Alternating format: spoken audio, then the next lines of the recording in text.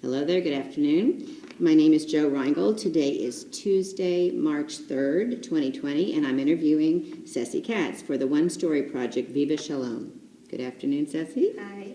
Tell us a little bit about your origin, where your grandparents were from, if you know, where your parents grew up, and then where you grew up, and a little bit about your early life. So my grandparents from both sides of my family are from Aleppo, Syria. From my father's side, they immigrated. My grandfather, Yehuda Abadi, and my grandmother, Sara Abadi Katan.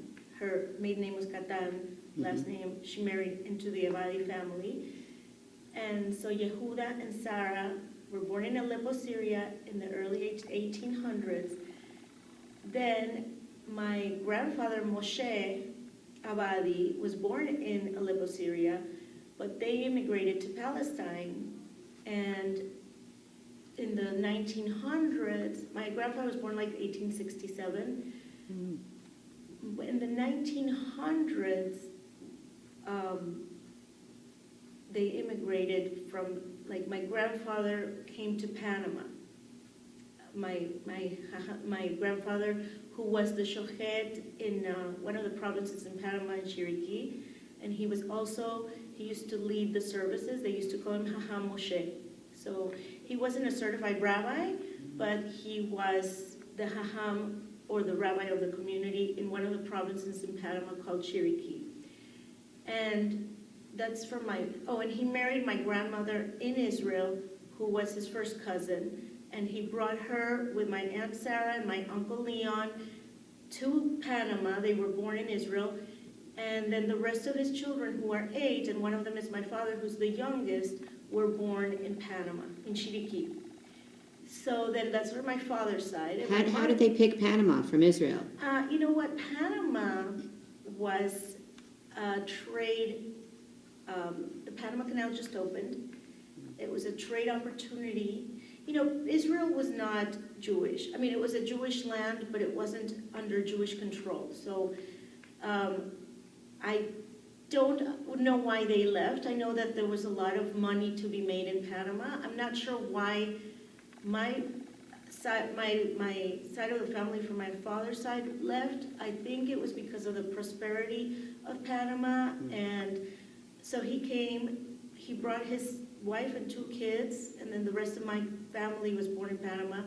All my uncles and aunts. There's four and four, so my father had a total of 8 siblings. So that family is pretty much rooted in Panama. With now my grandparents have great grandchildren in Panama. It's amazing, like from all the routes. My mother's side of the family, my grandfather Rahamim came directly from Aleppo, Syria. Like, he went from Aleppo to Panama with his brother Shlomo to basically start commerce and make money. When he was ready to marry, he wanted an Aleppian Jewish girl, so he flew to Mexico, and somebody pointed out at a baseball game, they pointed out my grandmother Ceci, which I'm named after, Cecilia in Spanish, Ceci in Hebrew or in Arabic. It's short. It's like a nickname for Esther. And they showed him, oh, that's Jose Ashar's daughter over there, and he liked her. And then he went to talk to my great grandfather, and basically said, I want to marry your daughter. And they got married 2 weeks later, and they were married all the way until my grandfather passed away. We celebrated their 50th wedding anniversary. It was amazing. Anyways, he flew my grandmother, well, first to Brooklyn when they first got married, because since he had an import-export business in Panama with his brothers, he was a buyer in New York, and then they would buy for Panama. And so he lived in New York for about 10 years, and my mom and my uncle and my aunt, they were all born in New York. When my mom was around 10, they moved to Panama. So my grandfather went to Panama first. When he got married, he moved to New York. Then he went back to Panama. So my grandfather is one of also 8. which also has he brought all his family from Syria all the way to Panama. And we have also the branches of the Homsani family rooted, very strong in Panama. That he also brought his parents, Ezra and Serife. Serife means beautiful or Linda in Spanish. And so my great-grandparents have the roots and the branches of 8 great-great-great-grandchildren that are all in Panama. We all know each other, that we're family. It's just unbelievable. And my grandmother also from Mexico has her Aleppian roots, because my great-grandfather came from Aleppo, Syria to Mexico, married my great-grandmother, Mazal. He's a Chad, she's Hamwi, and they're in Mexico, and they had 7 siblings. My grandmother had 7 siblings, which none of them are alive anymore. My last uncle, Alberto, just passed away a month ago. He was the last of the siblings, but they were amazingly beautiful and happy and loving. And anyways, I'm not sure if you want to know so much. Sure, it's wonderful. But really an amazing family, the Mexican family. And anyways, was that paused? No, okay. Anyway, so that's my background. I'm a Syrian Panamanian Jew. Okay. And how was your schooling? What did you enjoy? What kind of interest did you have growing up there? Well, in Panama, where I'm from, most of the Jews go to the same school. I mean, back then there was only one Jewish day school. So the Jewish people really didn't have an option to go anywhere else. They just went to the Jewish day school, and we went to the Jewish youth groups, and we were one community. Whether it was Ashkenazi, Sephardic, I mean, of course, the Sephardim, Syrian, or whatever you're going to call us, if we're Sephardim or Mizrahi, they were the dominating community force in Panama.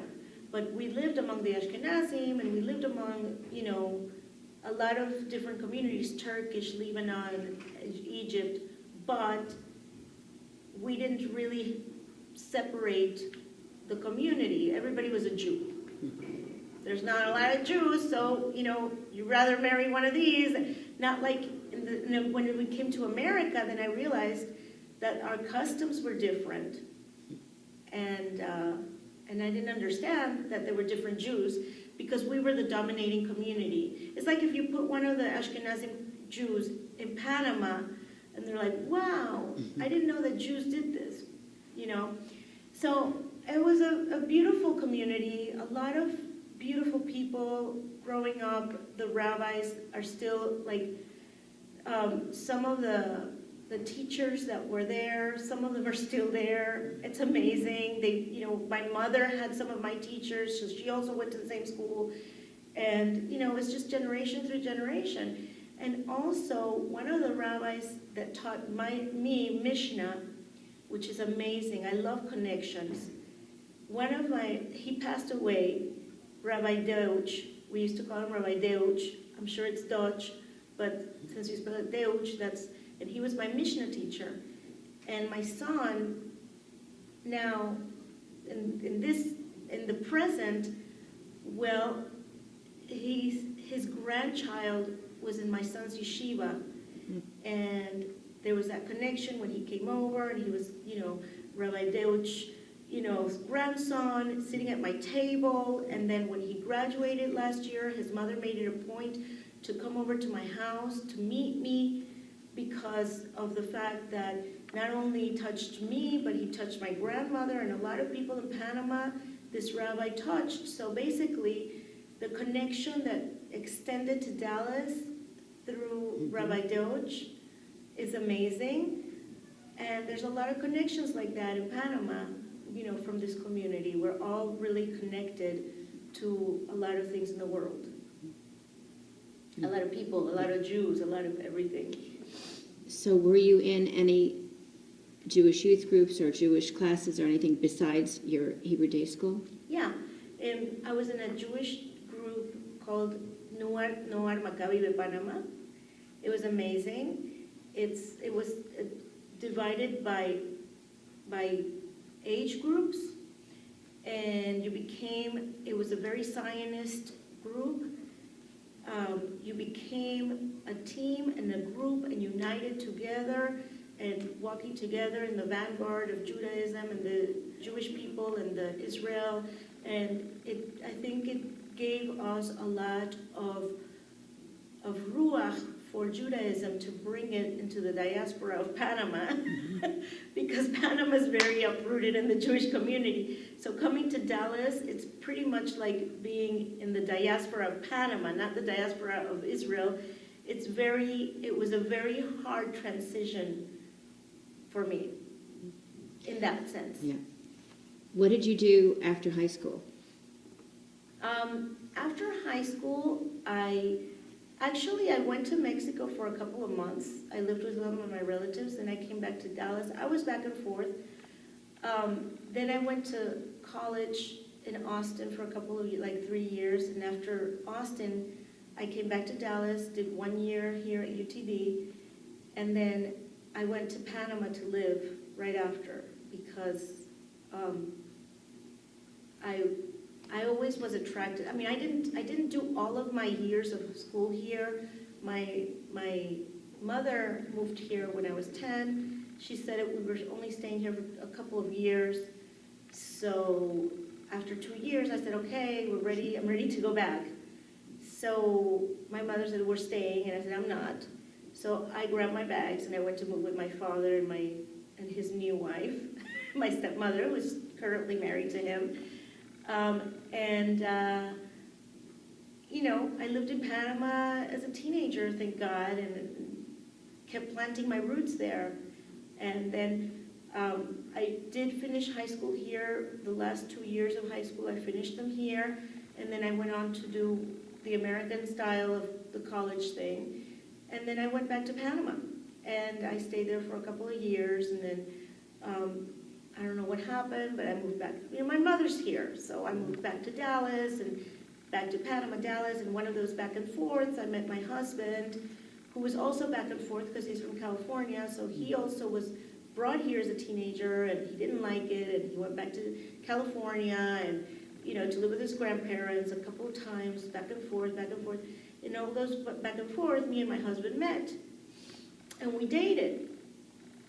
And then I don't know what happened, and he got transferred to California for business, and so we kind of broke up, and I went back to Panama.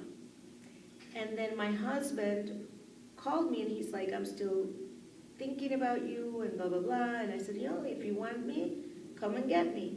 And he flew to Panama, and he asked for my hand in marriage, and that's how I came back to the United States. Okay. And where did you both settle when you first came back? When I first married, we lived in LA, and my daughter Frida was actually born in Santa Monica. But we lived in the Pico Robertson area where the Jewish people live. But my doctor was in Santa Monica. And then after a couple of years, 9/11 happened, and the businesses were going down. And my mom was in Dallas, and my mom said, come here, and, I have a duplex, you could stay here until you guys pick up. And so we decided to, come back to Dallas and settle here, where he used to live here, and I used to live here, so it wasn't foreign. Mm-hmm. How did your mom make the decision to come here? When was that? And what was Dallas like in your impression when you first came here?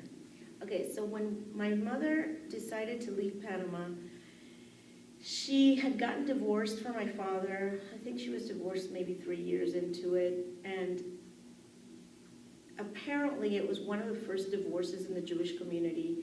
And the community they didn't really know how to take it. And I think that she needed to get out. And my uncle Joey Homsani, her brother, he went to UT Austin, and then after UT, and he's American, of course, because he was born in New York. So he went to UT Austin. After UT Austin, he came to Dallas for 2 years to work at Mutual of Omaha, right next to Akiba. right in front, same building, right in front of the Benihanas. In insurance, he's an engineer, and he told my mother, and he's single, so I'm sure he had a lot of fun. So he told my mother, come, there's a community, this is nice, blah, blah, blah. So we came, so my mother grabbed her bags and trusted my uncle, and she came to Dallas. And 2 years, or 1 year into us being here, he went back to Panama. So, I mean, but there was a time where all of her siblings came to live in Dallas, but then they all left, and my mom stayed. So my impression of Dallas was very, I didn't understand it. I didn't understand what it was. My mother came to the JCC, the first thing she did, and said, where are the Jewish day schools? And they said there's no Jewish day schools. So my mother put us in public, which we've never been used to being with, not Jewish kids. I mean, back then, there were non-Jewish kids in our school, but they were the minority, and it was only because it was, the government, the military. For us to have a Jewish day school, we had to allow non-Jewish kids in the school. That was part of the Panamanian deal to let them have so I did have the minority of my class was non-Jewish, which I still have a relationship with them and everything, but it was a Jewish day school. So we knew who the Jews were and we knew who the non-Jews were. We went to school, me and my sister, we didn't know who the Jews were, we didn't know anything.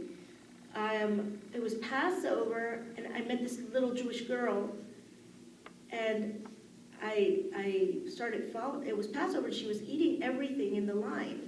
And I came back to the house, and I told my Uncle Joey was with us at the time, because we just got here. I said, I think that the food at the school is kosher for Pesach, because she was eating everything. And my Uncle Joey said, I have to let you know something about the Jewish people of the United States. They don't follow everything. And I'm like, what?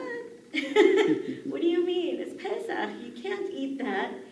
The Jewish community here was a very hard community to understand because nobody lived near each other. Everybody was spread. We became members of the JCC, me and Marcy, my sister Marcy. We used to come to the classes. We used to do karate and stuff like that, tween activities. And it was nice, but the JCC back then was empty. It didn't have a lot of life. A lot of Jews didn't really participate. It was like, it dwindled down. I didn't know where the Jews were. When my mom would ask, where are the Jews? It's like, oh, all the way through Preston. Well, Preston's a very long street. When Dada came to Dallas, I mean, Chabad was here, and it was great. But really, when Dada came to Dallas and started their Kiruv program, is when I started noticing that communities, through Torah, started building. And that's how the communities in Dallas started becoming stronger. Maybe they were always there, but if you're not old Dallas, you're not going to know the system. In Panama, everybody lives in, they all go to the same schools, they all go to the same shuls, we're all living in the same area. Here, that wasn't around. The only religious place was Sephardic Israel. Now, we weren't religious back then, but we had Torah values. That's the difference in the Aleppian community, is that a lot of us grow up with Torah as a lifestyle, not even knowing that it's Torah. Like, it's not that we study or anything, it's just we live Torah like normal. We know about meat and milk, and we know about that we're not supposed to write on Shabbat, and we're not supposed to, even if we don't do it, we know we're not supposed to do this, and we're not supposed to do that, we're supposed to do this. Oh, and this is how we do this, and this is how we do that. But it's not taught to us that this is Torah. This is just something that I grew up with, that was instilled in my life. And when you come here, and we didn't know where the community, I personally didn't understand the community. My sister joined BBYO, and she had a great time. Since I went back to Panama to live, I didn't really join BBYO. I just went like at the end of it. And when I went back, when I came back to Dallas, as a teenager, my last 2 years of high school, I ended up becoming friends with the Mexican community, the Jewish Mexican community that just moved to Dallas, and we were all in the same boat because we all related to each other. We all kind of had the same lifestyle: Jewish day schools, Jewish youth groups. We didn't understand the American system, and we all joined well, a lot of them did stay in BBYO all the way. Me and my girlfriends, we joined BBYO. We were like, we don't understand this. What is this about? We just sit there and do nothing. I mean, I'm sure it's a great program, but we come from a totally different world. And so I didn't proceed with BBYO. My sister went all the way. Like she got into it. She went to the conventions, this and that. I remember that the Mexican group, through a gentleman called Moshe Monlak, started like a Maccabi style with the ZOA, Masada ZOA. Right here on Saturdays, we used to meet, and we got a group of children together, and we were doing kutzots, like in Panama and Mexico, groups, age group-wise. We were madrijot, we were madrijim. I even brought some friends of mine, or like that were not even Latin, that were American, to be a part of it. Some Israelis were a part of it. The Deganis were a part of it. You know, Neil Degani, Rosie Degani. We were all a part of this Masada ZOA thing, which was a concept from Latin America, from the Nuat Noar Maccabi. I think they have a Nuat and they have a Maccabi. They have two groups over there. One is Nuat and the other one is Maccabi, and they have scouts and they have other groups. Mexico's a larger community than Panama back then. Well, even now. But back then, Panama was very small. Now we have 3-day schools and you know, a yeshiva and a Beit Yaakov. So we have like a lot. And the day schools go all the way to 12th grade. It's not like only middle school. What else? Dallas was hard, but like I said, Dada came, brought Torah, and built a community. With the community came the kashrut. With the community came a lot of other things which have put Dallas on the map for Jewish communities, which is a good thing, but back then it was nothing. No. I mean, I'm sure it was beautiful for the Dallas communities that grew up here and that know Dallas, but for a Jewish, Latin, Syrian girl, because the Ashkenazim got, like my friends, the Ashkenazims, Mexicans and everything, there's a lot of them that stayed, and they integrated very well. Well, I think it's also because the Ashkenazi world is their world, and this isn't our world. We're Syrian Jews. It's a totally different than Moroccan, totally different than Persians. So that's how come I think it cost me a little bit more than others. How did your husband integrate into the Sephardic world, since I'm sure he was not raised Sephardi, was he? No. Listen, my husband was, he was brought up very reformed. So he didn't really have a lot of background. Thank God he did go through Jewish day school like 1 semester or 1 year or something. So he said that he was raised, like he was like around Israeli Zionist people that were teaching him Torah in the Sephardic way. So he got a little bit of that. He also lived in Venezuela for 3 years in his childhood, so he has a little bit of Latin flair. But he was very attracted to my family whenever we went back to visit, and very attracted to the Aleppian community.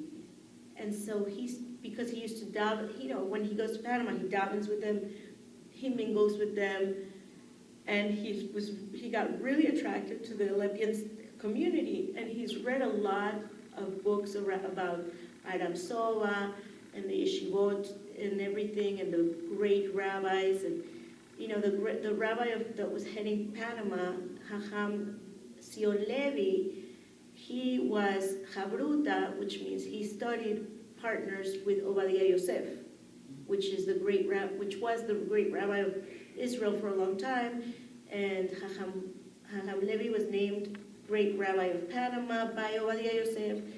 I mean, we come from a very high level community, and my husband was very attracted to that, is very attracted to that. He still reads about it. He loves our food. I cook, I don't do it anymore, but when I first got married, Syrian food every Shabbat. I don't have the time anymore, so I do most of the stuff for my catering. And unfortunately, in Dallas, a lot of people don't ask for Syrian, so we learn how to do Moroccan.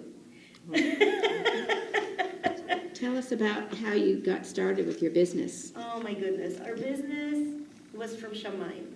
Our business, it was not something we planned at all.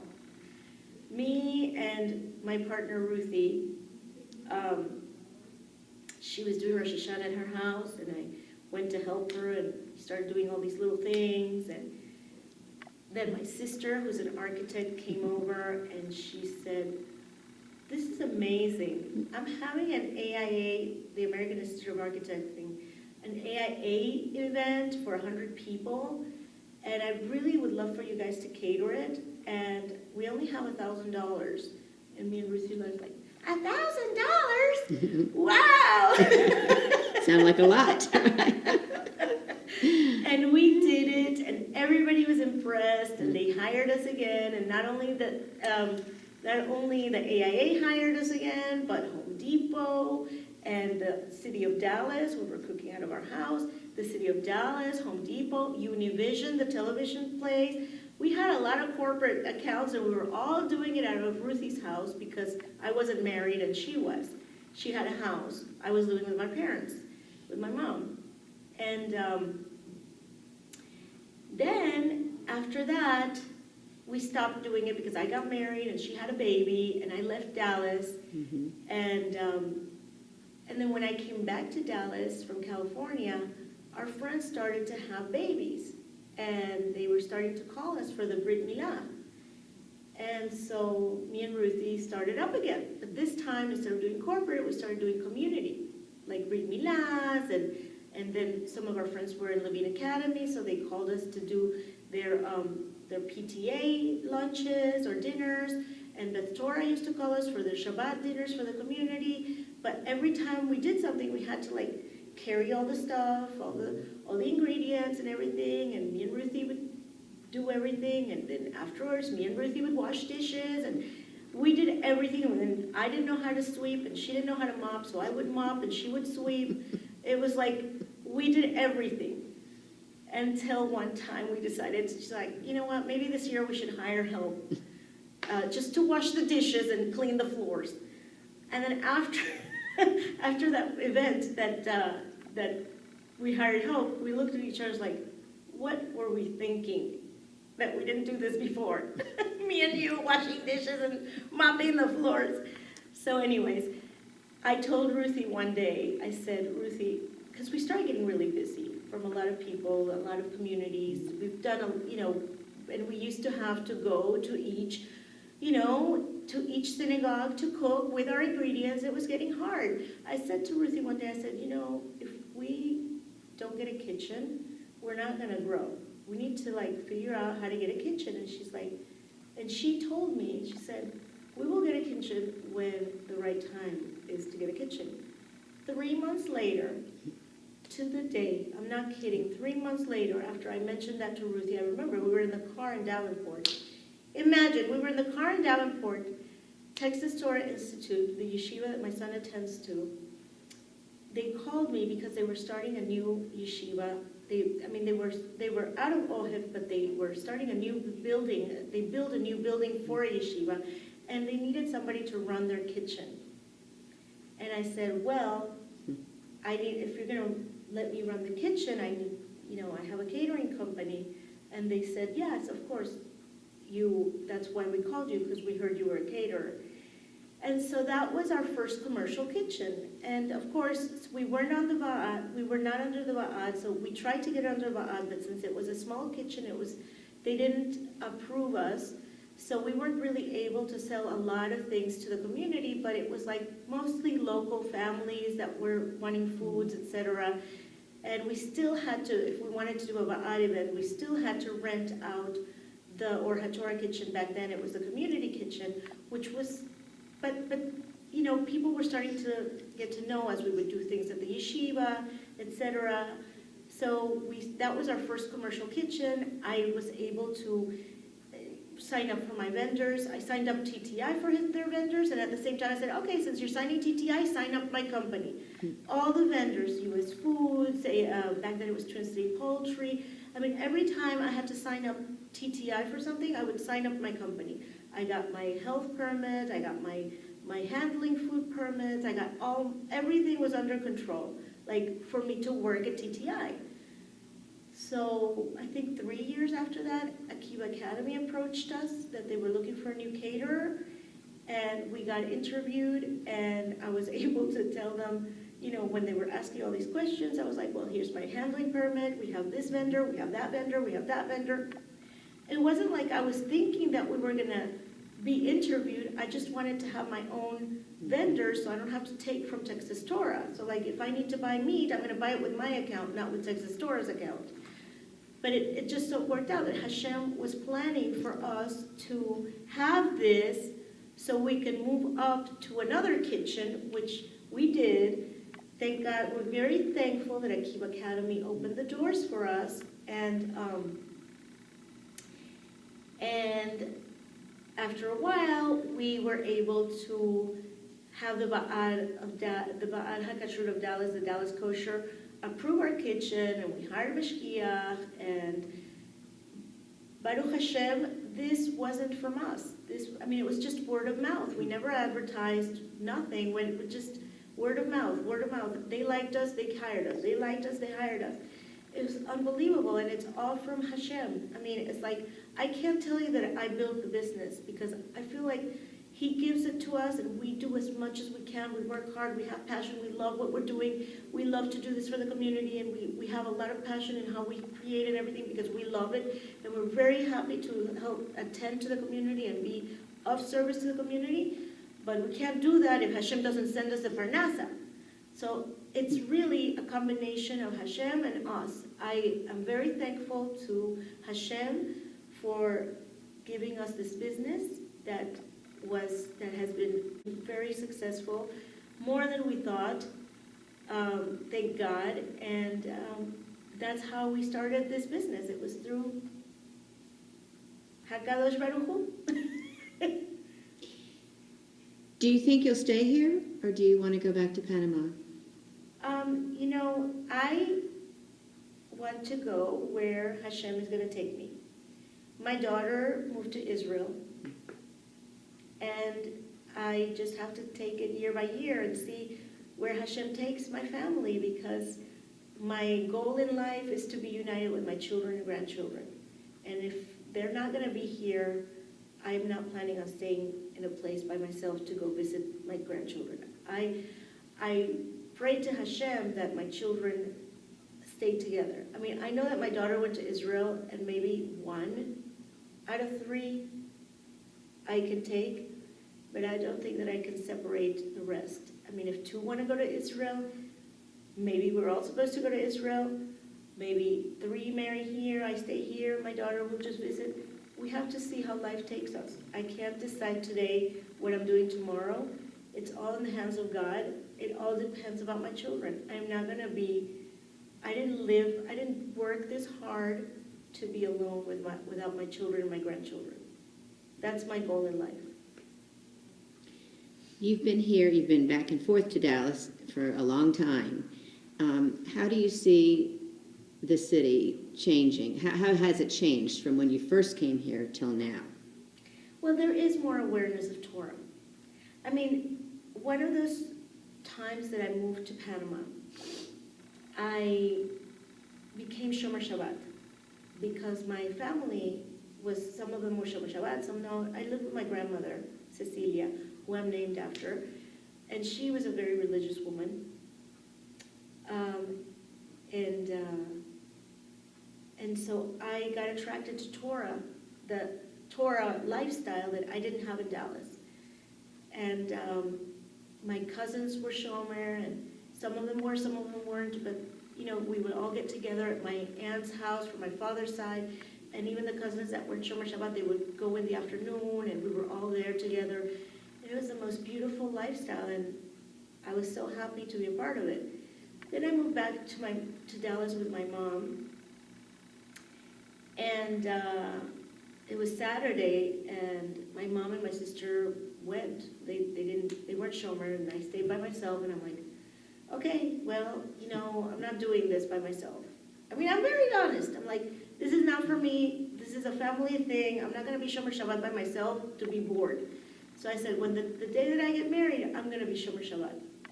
And so Dallas has come a long way. Dallas is growing in the awareness of Torah, and I'm very happy about that.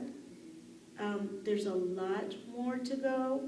The community of Dallas needs to be taught, doesn't need to be, cross that one out, please. The community of Dallas has a lot to grow in Torah. They can learn more, they can grow more, they can be more aware of I mean, I don't like the separations of the conservative, the reform, and the Orthodox. I do not like that. I like us to be all Jews. Some of them are religious, some of them are not, some of them are in the middle. Everybody has their own growing path. That's how I feel. Everybody is in their own level, and we're all growing, and it's all about having a relationship with Hashem. I have my relationship with Hashem, you have your relationship with Hashem, and it's being aware that Hashem did give us the Torah for us to grow with Him. There's a lot of things in the Torah. It's not just about halakha. There's musar. There's growing within yourself, doing good things, doing chesed, doing kind things. It's all good. Anything that you do. And giving a little bit of Him. He wants you to light candles on Shabbat. Do it for Hashem. He wants, I'm not talking about going all the way to shomer or kashrut or anything, because I know some people think it's hard. But Dallas is starting to get a lot of restaurants and Baruch Hashem, a lot of catering companies, and we can facilitate a lot of the things that a Jewish community needs to have a Jewish way of life without sounding too politically incorrect. You can cross that one out too. Okay, it's all right. Do you have someone that you would say, you could point to and say they were a role model for you? Well, my mother is a very strong woman, and I love her, and she has, been there, and she never gave up. And my grandmother, Cecilia, was also very strong woman. She had a lot of insight that throughout the days I would say, oh, my grandmother used to say this, oh, my grandmother used to say that. My Aunt Sarah, my Aunt Mami, may they all rest in peace.